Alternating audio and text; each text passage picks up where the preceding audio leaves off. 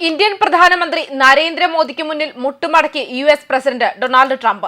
ഇന്ത്യക്കെതിരെയുള്ള ഭീഷണികൾ ഏൽക്കുന്നില്ല എന്ന് മനസ്സിലാക്കിയ ട്രംപ് കളി മാറ്റിപ്പിടിച്ചിരിക്കുകയാണ്.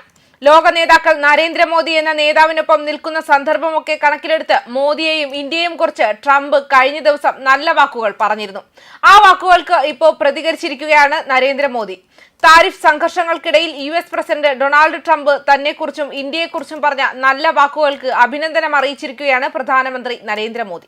പ്രസിഡന്റ് ട്രംപിന്റെ നല്ല വാക്കുകളെയും നമ്മുടെ ബന്ധത്തെക്കുറിച്ചുള്ള ക്രിയാത്മകമായ വിലയിരുത്തലിനെയും അഭിനന്ദിക്കുന്നുവെന്ന് പ്രധാനമന്ത്രി എക്സിൽ കുറിച്ചു. മാത്രമല്ല, ട്രംപിന്റെ ഇപ്പോഴത്തെ ഈ വാക്കുകൾ ഇന്ത്യയുടെയും മോദിയുടെയും വിജയമാണ്. ശക്തമായ നിലപാടുകളും ഭീഷണിക്ക് മുന്നിൽ തലകുനിക്കാതെ ഇന്ത്യക്കാർക്ക് വേണ്ടി കരുത്തോടെ നിലകൊണ്ടതിന്റെ ശ്രമഫലമായിട്ടാണ് ഇപ്പോൾ ഇങ്ങനൊരു സാഹചര്യം വന്നുചേരാൻ കാരണമായത്. ഞാൻ എപ്പോഴും മോദിയുമായി സൗഹൃദത്തിലായിരിക്കുമെന്നും അദ്ദേഹം ഒരു മികച്ച പ്രധാനമന്ത്രിയാണെന്നും ട്രംപ് പറഞ്ഞിരുന്നു.